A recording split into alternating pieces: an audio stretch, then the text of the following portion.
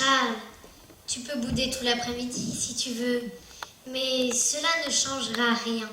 Je trouve que ce que tu fais est stupide. Tout ça pour un château de sable. Mon Dieu, mais quel drame! J'aimerais voir ta tête à toi si on sacrait ta broderie. Ça n'est pas tout à fait pareil.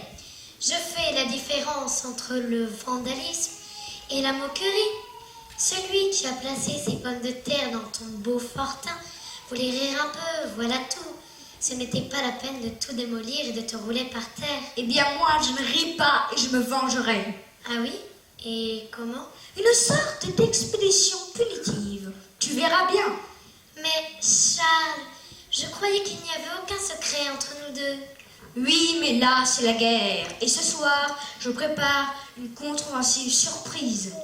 Je n'aime pas quand tu as ce regard noir. Allons, oublie un peu et va donc prendre un livre. Nous allons le regarder ensemble. Je n'ai pas la tête à ça. Hé, rends-moi ça. Ne touche pas à mes affaires. C'est bon, je n'ai rien cassé. J'espère bien. Mais puisque tu as envie de bouger, va donc courir dans le parc. Allez, pousse, du balai.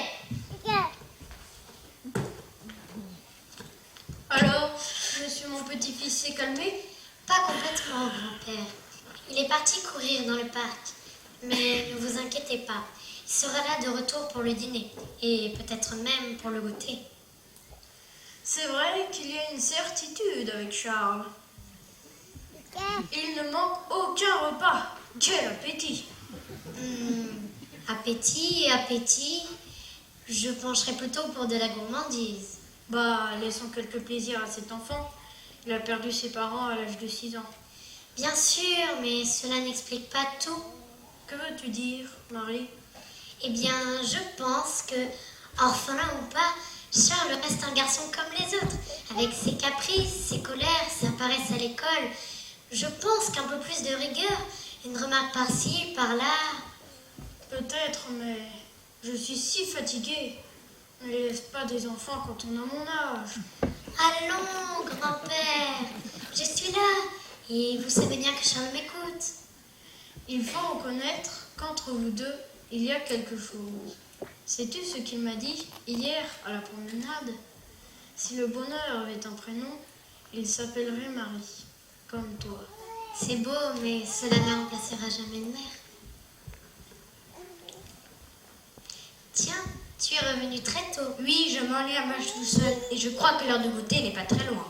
Marie avait deviné juste. Marie, voudrais-tu aller préparer un goûter pour Charles? Je viens avec toi. Reste ici, mon petit, que nous parlions ensemble. Dis-moi, tu t'ennuies? As-tu quelques amis à l'école? Oui, toute la classe m'admire. Je suis le chef du clan de l'école, et c'est moi qui ai le plus de décorations. Des bons points? Non, des punitions. J'ai le record des punitions. Je suis le seul à ne pas être puni. Triste record, mon garçon, mais c'est pour ton bien que le maître te punit. Je ne cherche pas à faire plaisir au maître. Tout simplement m'ennuie, cette école m'ennuie. Cette vie ici m'ennuie aussi. Alors tu t'occupes en te moquant du règlement, mais tout cela se paye un jour. Tu sais, grand-père, je ne dois rien à personne. Lorsque je suis puni, je considère que j'ai payé. Mais si tu as fait de la peine aux autres, ça m'est bien égal de faire de la peine aux autres. Tous ceux qui peuvent faire partie de mon clan peuvent partir. Mon clan sera toujours plus grand. Je serai toujours chef. Je serai officier. Je serai général. Je ferai des guerres et je les gagnerai. Et parfois, il faut savoir perdre. Non, si je perds, je me venge. D'ailleurs, on s'est moqué de moi et j'avais déjà oublié. Il faut que je prépare une expédition punitive. Charles, viens donc prendre ton goûter. Tu penses encore à te venger? Tu me fais de la peine. Ça m'est bien égal de vous faire de la peine. Et puis, si je vous embête, je ne pense même plus à prendre de goûter.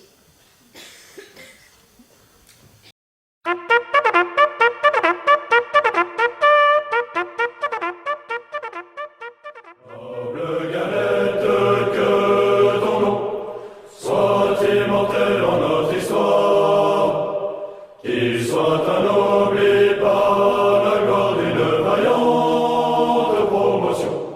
Et si dans l'avenir ton nom vient apparaître, on y joindra peut-être où tu parus si belle, la promotion nouvelle vient pour t'ensevelir. Toi qui toujours dans nos malheurs fus une compagne assidue, toi qui hélas nous avons perdu, reçois le tribut de nos pleurs. Nous ferons un cercueil où sera déposée ta dépouille sacrée. Nous porterons ton deuil, et si quelqu'un de nous vient à s'offrir en gage, l'officier en hommage fléchira le genou.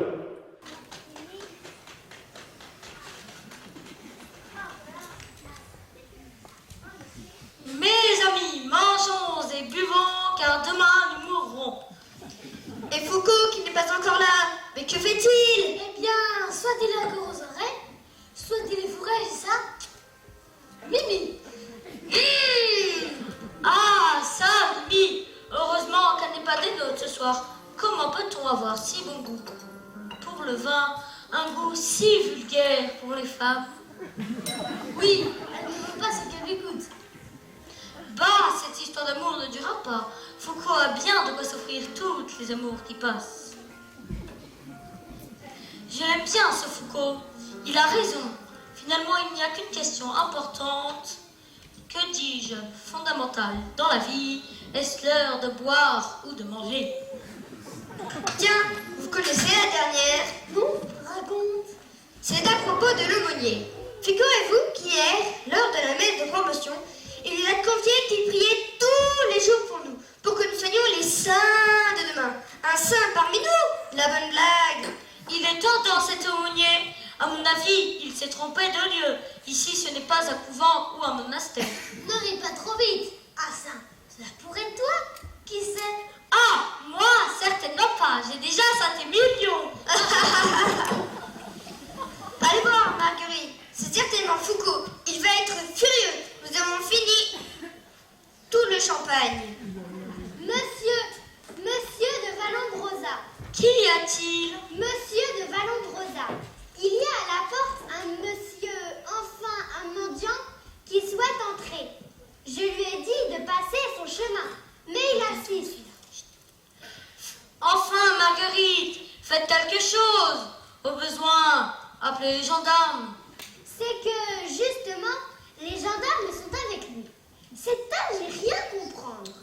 Le monsieur, enfin le mendiant, jure qu'il habite ici, qu'il vient chercher des affaires.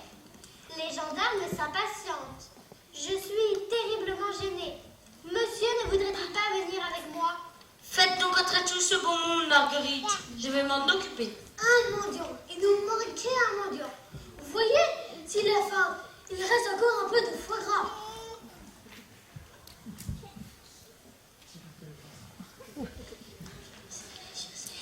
Alors, on ne reconnaît pas ce petit camarade? Charles, ça alors? Mais cette tenue, les gendarmes. Vous reconnaissez cet individu, monsieur? Bien sûr, vous êtes ici chez lui, monsieur le vicomte de Foucault. C'est bon, je me porte garant. Vous pouvez disposer. Et monsieur le vicomte croit que nous n'avons pas assez à faire à surveiller les véritables vagabonds? Allons, mettez-vous dans le vestibule. Je ne serai pas long. 2 ou 3 affaires à prendre. Me changer. C'est l'affaire de 2 minutes. Alors quoi? Tu essaies une nouvelle tenue de bal costumée? Nous pourrions peut-être avoir une petite explication si monsieur daignait nous répondre. Je n'ai rien à dire. Je voulais juste partir voir autre chose. J'en ai assez de ces casernes qui se ressemblent toutes. Je voulais juste partir, sentir l'odeur de la paille et du crottin, c'est tout. Ça m'a pris d'un coup. Et les gendarmes? Oh, ils m'ont arrêté sur la route, m'ont réclamé mes papiers. Eux me considèrent comme un déserteur. Tu vas passer devant le colonel. Voyons voir, je pronostique entre 10 et 15 jours d'arrêt. Un peu plus ou un peu moins. Mais avouez que cette équipée dénote un peu de vos petites existences conformistes. Pour sûr, 15 jours d'arrêt d'un coup, c'est très fort. Avec tout ce qu'on t'a infligé, tu vas gagner haut la main le concours des plus grands pénis de l'histoire militaire. Félicitations. Cela ne va pas? Un chagrin d'amour? Une histoire de famille? Je peux t'aider, tu sais. Non, rien de tout cela. Je m'ennuie. Tu peux comprendre? Quoi? C'est toi qui dis cela? Oui. Je m'ennuie infiniment. La fête m'ennuie, les gens m'ennuient, tout m'ennuie. Je n'arrête pas de m'ennuyer. La vie est stupide, stupide. Je connaissais Foucault le fêtard, mais pas Foucault le cafardeur romantique. Allons, bois quelque chose, cela va passer. Merci. Je sens parfois un vide douloureux, une tristesse immense qui me tiendrait accablée au moment de la fête. Je l'ai préparé pour vous. Amusez-vous bien et laissez-moi plonger dans le silence et le dégoût. Je n'arrive pas encore à faire taire cette inquiétude vague qui m'étreint. Et à bientôt. Monsieur, voici encore de vos amis qui viennent se joindre à vous. Je vous croyais au complet. Eh bien qu'ils entrent. Je m'apprêtais justement à leur laisser ma place. Mais qui sont ces fêtards de la dernière heure? Messieurs les officiers, garde à vous! Mon colonel, ne soyez pas si formel. Nous ne sommes pas à la garnison. À la garnison? Où vous êtes en ce moment consignés aux arrêts? Messieurs, cette escapade vous permet d'honorer ma demeure de votre présence. Il ne manque plus que le général. Portons un toast en son honneur. Messieurs les officiers, garde à vous!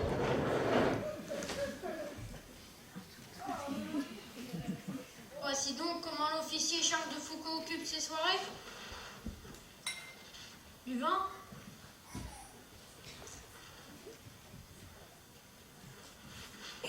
Des jeux, de la débauche. Voilà donc les hommes élevés à l'honneur de commander les armées de la France.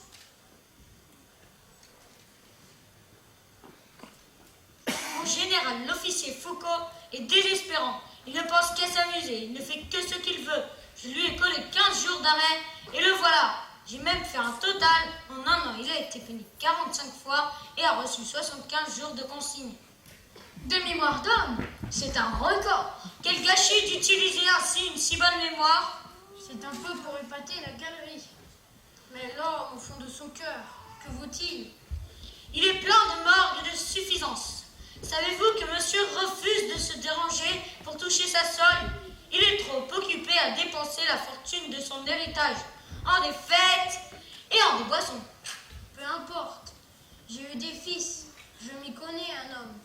Celui-ci reçoit un vide immense, mais il se révélera au contact du feu. Et moi, je n'ai pas eu besoin de père pour apprendre à éteindre le feu. Messieurs, le devoir des punis m'appelle. Prenez bien soin de boire à ma santé.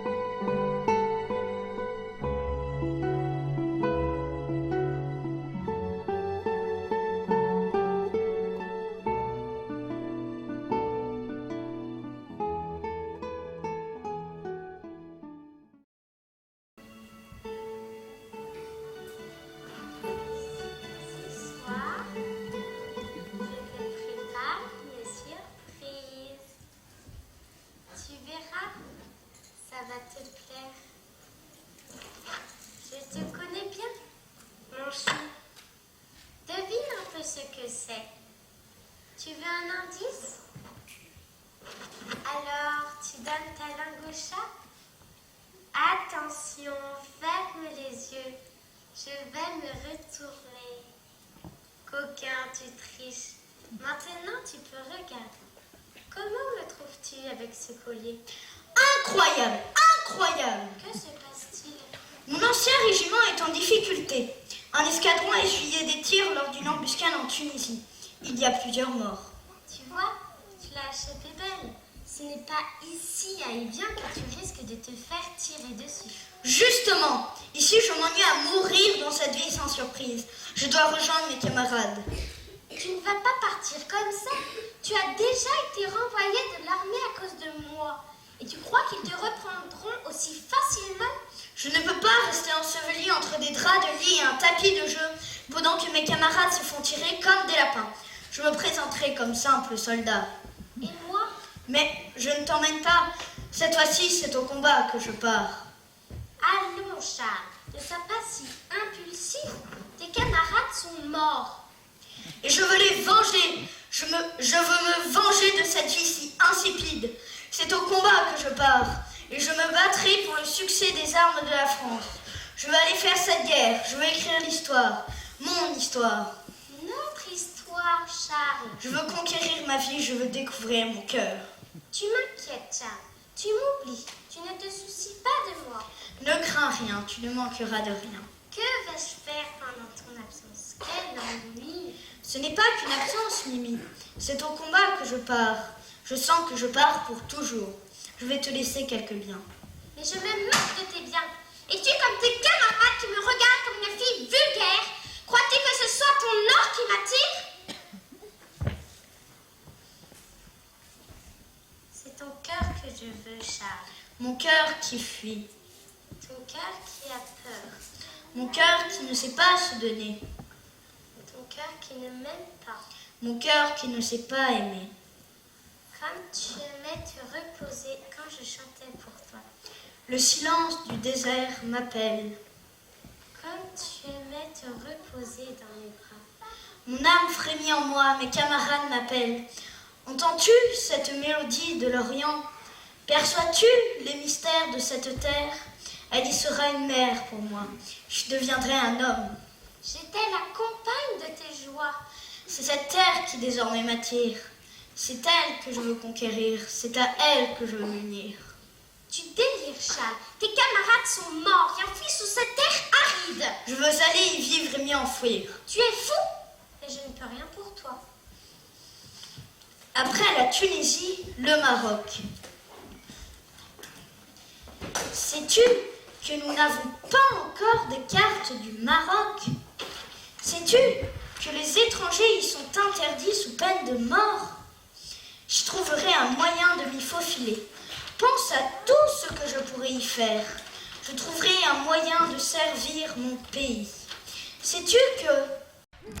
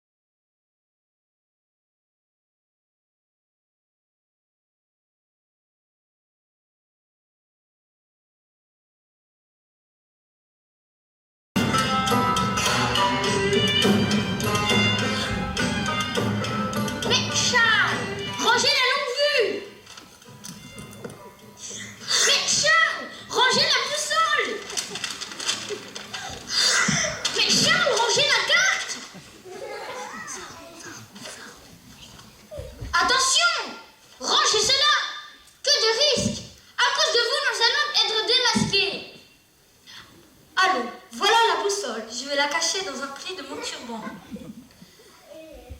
Soyez prudents. Notre vie dépend de votre discrétion. Tu es trop inquiet. Imaginez ce qui arriverait si on découvrait que vous êtes le vicomte Charles de Foucault, officier de l'armée française. Ah, par le Seigneur Tout-Puissant, c'est la mort assurée. Mais non, je suis le rabbi Joseph, en route pour une tournée d'aumône. Impossible de me reconnaître. J'aimerais bien vous y voir, moi. Je passe mes journées à mentir, à dire que vous êtes un vieux rabbin, toujours perdu dans ses méditations. Et vous croyez que c'est facile, vous? Allons, qui donc s'intéressera à un misérable petit juif tel que moi à la recherche d'aumône? Un petit juif qui cherche des aumônes en plein désert, avec une boussole, une carte, une longue vue. Il ne manque plus qu'un pendule pour trouver les aumônes dans un puits. Et vous comptez sur moi pour donner le change, c'est cela? Mais tout à fait, Mardoché. Essaye donc de te mettre à ma place. Ta place?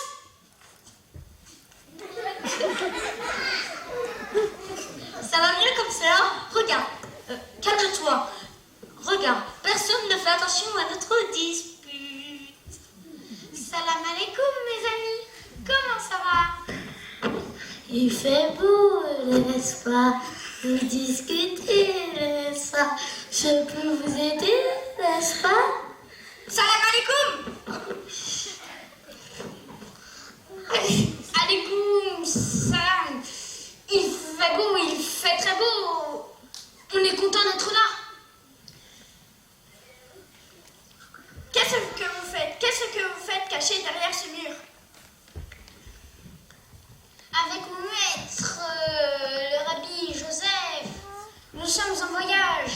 Non, vous vous cachez. De quoi vous cachez-vous? Et qu'est-ce que c'est que cette gymnastique? Mes amis, je crois qu'il y a un malentendu. C'est moi qui ai fait la cuisine hier. Et nous avons très mal au ventre. Je crois qu'il vaut mieux ne pas aller voir ce que nous avons fait derrière.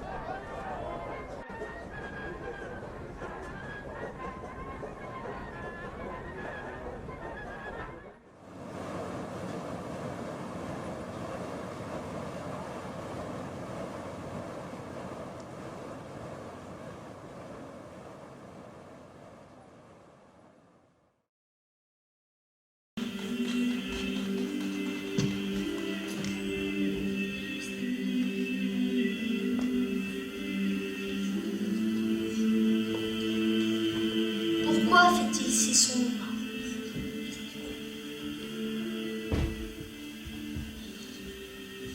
Pourquoi les églises sont-elles si sombres?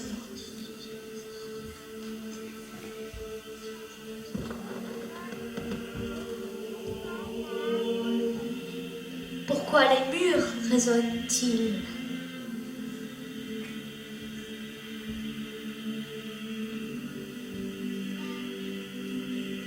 Pourquoi les églises sont-elles si sombres? Sont-elles un désert créé par les hommes? Mon Dieu, si vous existiez, faites que je vous connaisse. Mon ami, qui cherchez-vous? Je ne le sais pas encore, je ne connais pas son nom, mais on m'a parlé de lui. Qui vous en a parlé? Une femme. Une femme trop belle pour mentir, trop lumineuse pour se tromper, trop bonne pour le cacher. Toute sa vie est tournée vers lui. Je connais celui que vous cherchez depuis si longtemps. Aujourd'hui, vous pouvez le connaître. Oui, je veux le connaître. Je veux connaître Dieu. Je veux être sûre que ce n'est pas folie. Alors je croirai en lui. Pourquoi votre âme est-elle si sombre? Pourquoi votre esprit résonne-t-il si vide? Pourquoi votre cœur est aride comme un désert délaissé par les hommes? Je peux vous parler de Dieu et vous instruire, mais cela ne suffira pas. Que dois-je faire pour croire en lui? Confessez-vous. J'ai toujours eu plaisir à enfreindre les règlements. Le mal que j'ai fait, je l'ai toujours payé. Je suis quitte. Dieu se moque de vos bêtises. Vous n'êtes pas là pour les payer. Vous ne le pourriez pas. Quelqu'un l'a fait pour vous. Reconnaissez la dette que vous avez envers lui. Quelle est donc ma faute? Vous n'avez pas vécu comme un fils. Vous n'avez pas écouté votre cœur. Vous avez souffert de vos errances, sans laisser Dieu vous consoler. Confessez-vous.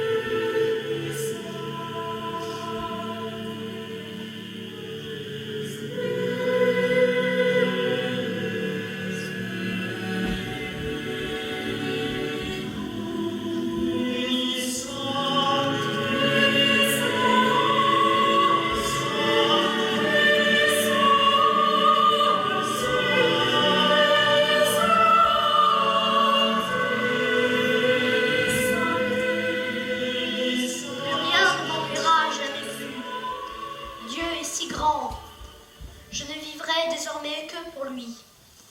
Que chaque heure du jour soit habitée en sa présence. Mon but unique est de plaire au Seigneur et de l'aimer le plus possible pendant tous les instants de ma vie.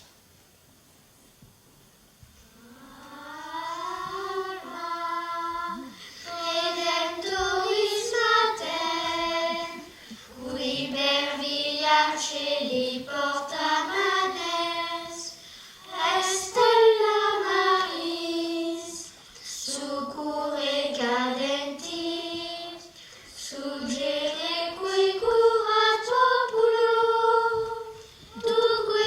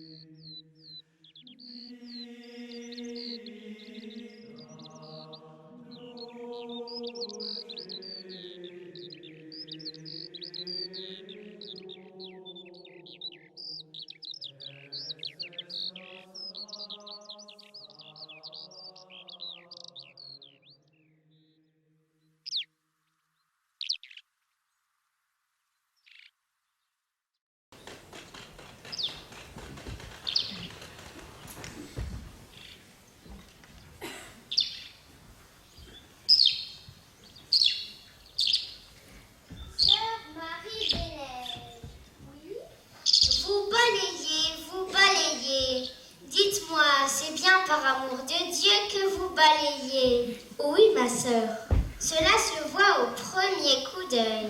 Ah oui? Eh oui!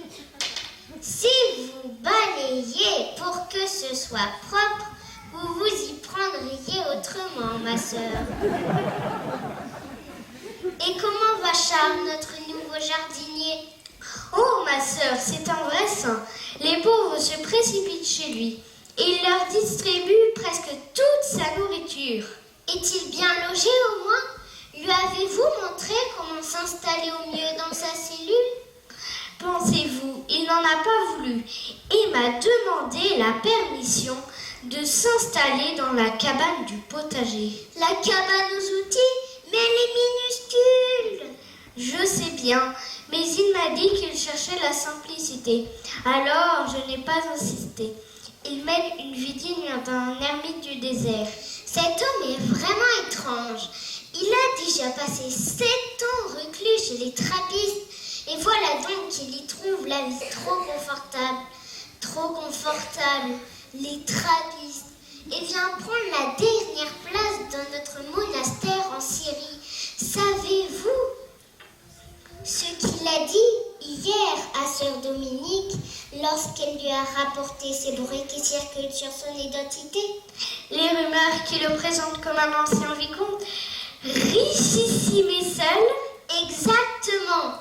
Eh bien, il a souri négligemment et s'est éloigné en disant « Je suis un vieux soldat. » Bon, et comme jardinier, que vaut-il?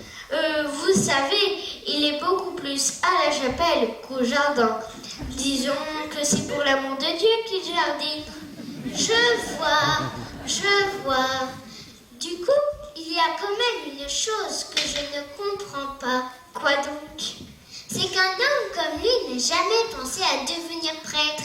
Imaginez tout le bien qu'il pourrait faire. Je doute qu'il accepte le sacerdoce, pensez-vous, et souhaite tellement garder la dernière place. Je sais bien, mais j'en ai parlé longuement avec notre mère abbesse du couvent de Jérusalem. Elle l'a convoqué et elle est en ce moment même en grande conversation avec lui. J'espère qu'elle saura trouver les mots. Tiens, la voilà justement. Alors, ma mère, c'est fait. Je lui ai tout dit. Mais je suis épuisée. Cet homme est tout d'un bloc. C'est soit un grand fou, soit un grand saint. Il entend l'appel de Dieu, mais il croit qu'il n'est pas digne, c'est cela? Enfin, s'il veut tant ressembler au Christ, il n'a plus qu'à célébrer la messe et donner les sacrements. A-t-il compris que même prêtre, il pourrait continuer de servir les affamés, les pauvres, en vivant avec eux comme eux? En faisant venir Jésus sur l'autel, à des endroits où il n'est jamais allé? Oui, mais restez calme, oui. Il a compris que Jésus ne peut être en un lieu sans rayonner. Dans ce cas, si c'est la volonté de Dieu, je sais où il partira. Où ça? Ce sera en Afrique du Nord, parmi les peuplades du Sahara. Une partie de ce cœur est restée là-bas.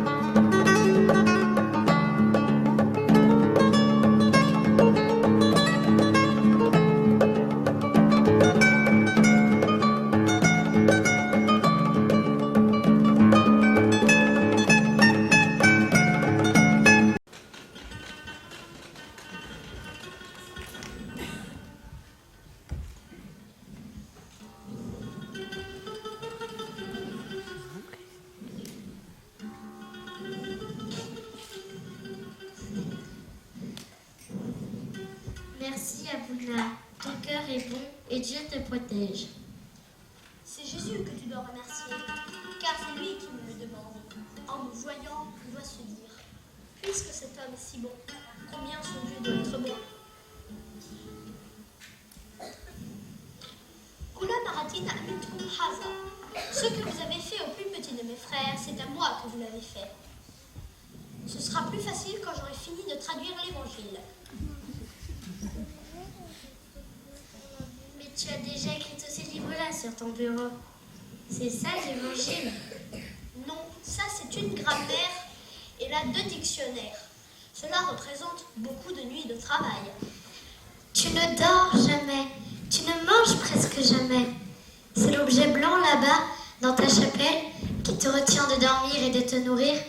Je t'ai vu, tu y passes des heures devant.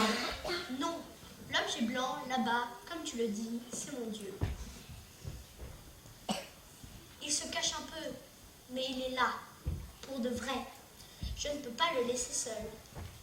Tu sais, c'est la première fois qu'il vient à Tamanrasset.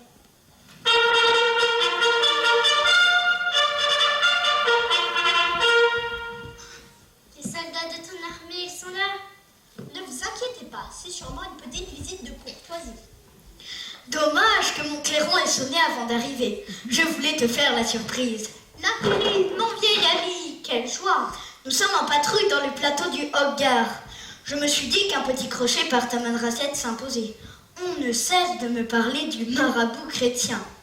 Tu as bien fait, et le marabout, le voici. Oui? Dis donc, tu n'as pas grossi? Et ces rides qui se creusent sur ton visage, c'est une vieillesse prématurée ou des nuits sans sommeil? Peut-être un peu des deux. Sois raisonnable, je t'en prie. Je suis sûre que tu te lèves à 4 heures tous les matins. Non, 3h30. Et voilà, c'est exactement toi. Excessif, tu es excessif. Je t'ai toujours connu comme ça. Pense quand même à te ménager un peu. Oui, mais si je ne prie pas la nuit, après c'est impossible. C'est tout un défilé de pauvres et de malades.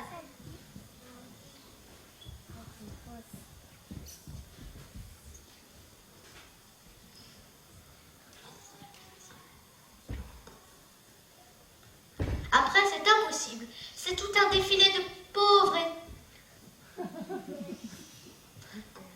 de malades. Certains me demandent même comment cultiver la terre. Que veux-tu? Je préfère qu'ils apprennent à faire pousser l'orge qu'à piller leurs voisins. C'est extraordinaire. Ce que tu fais ici parmi ces nomades est irremplaçable. À toi seul, tu en places 2 à 3 compagnies de mes soldats. Mais quel est donc ton secret? Je les amène à moi, doucement, par la voie du cœur. Elle est plus sûre et bien plus durable que tous tes fusils. Tu as sûrement raison. En attendant, on ne se précipite pas beaucoup chez toi pour te demander le baptême. Drôle de paroissien. Là n'est pas la question. Le temps de Dieu n'est pas celui des hommes. Moi, je prépare l'arrivée des missionnaires. Non, ce qui me manque cruellement, ce sont des disciples. Prêts à partager comme moi ma règle de vie. Des hommes portant sur leurs habits le résumé de notre foi chrétienne, le cœur et la croix. Évidemment, avec tes levées à 3h30 tous les matins. Ne t'inquiète pas. Demain, ou plus tard encore, des hommes, même des femmes souhaiteront reprendre ton idéal de vie. C'est mon plus grand désir. Je te le souhaite de tout cœur. Bon, je te quitte, car nous avons encore quelques heures de marche avant notre bivouac du soir. Veux-tu que j'emmène avec moi quelque chose? Oui, ces lettres pour la France. Merci de tout cœur. Adieu. Adieu, Charles.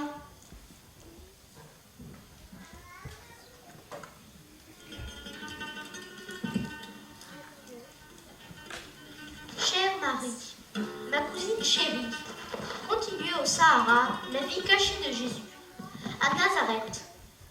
Non pour prêcher, mais pour vivre dans la solitude, la pauvreté, l'humble et abject travail des mains. Voilà ce que je désire de tout mon âme.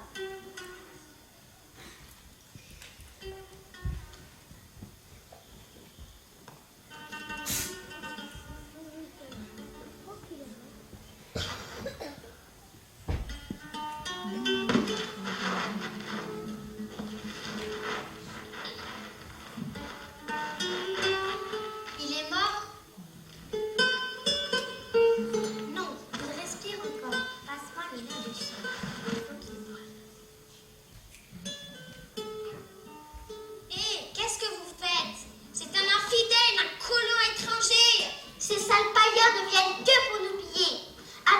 de faire qu'ils ont tué à Tikrit. Laissez-le crever, ce chien. C'est tout ce qu'il a mérité.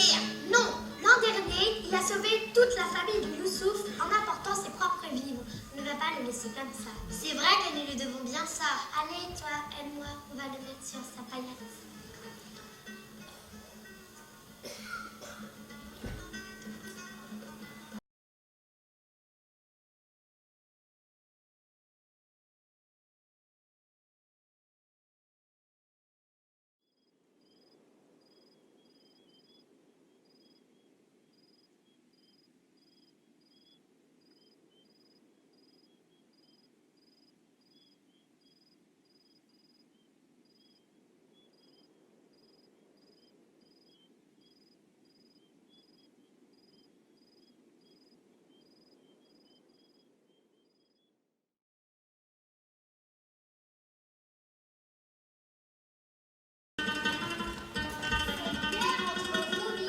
S'étend à notre continent. Le désert est agité. Hier, encore des pillards venant du Libye attaquaient notre caravane. Et comment allons-nous protéger nos familles si même le désert n'est plus sûr? Et nos troupeaux, nos vivres? Je vous accueillerai dans mon fortin. Il vous servira d'abri lors des razzias. Tu es fou? Tu veux nous parquer comme du bétail? Nous sommes des hommes libres. Crois-tu que nous t'ayons attendu pour nous défendre?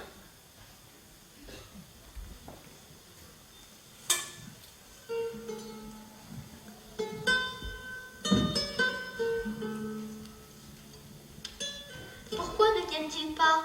Ils seraient en sécurité ici. Seigneur, j'ignore ce que je dois faire. Je sais seulement que l'anéantissement est le moyen le plus puissant de vous ressembler et de faire du bien aux âmes. Si vous m'estimiez digne de cette mission, c'est avec joie que je me tiens prêt à vous obéir.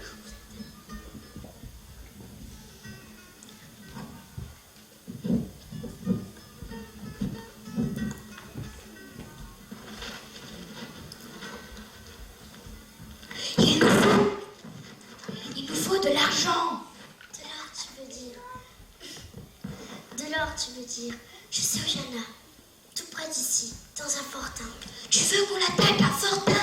On n'est pas des soldats, on est des voleurs. Attends, si je te parle, s'il n'y a qu'un seul rubis, et encore, il est à moitié malade. Et comment tu entres? Il ouvre à tous les pauvres et tous les malades. Bon, on n'a pas le choix, c'est urgent. Toi, t'appelles au secours et tu te plantes dans un coin. Là, il ouvre, il sort et il cherche. Vous l'attachez pendant que nous, on pille.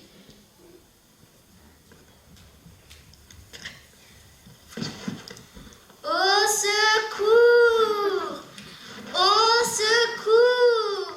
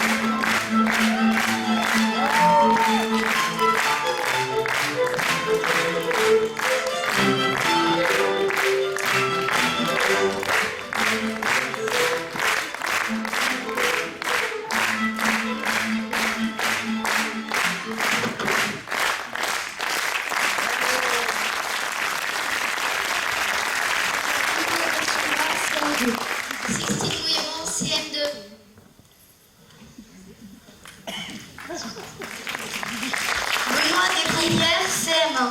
Barbara da Silva, CM1. Alban Redrunier, CM1. Joseph Noir, CM1. Eugénie de Cotigny, CM1.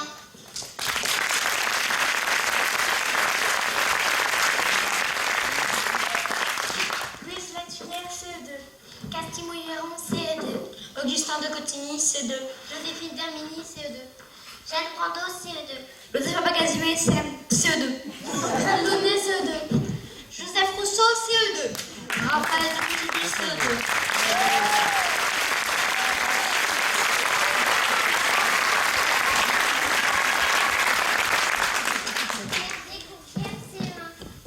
Zélie Capou, CE1.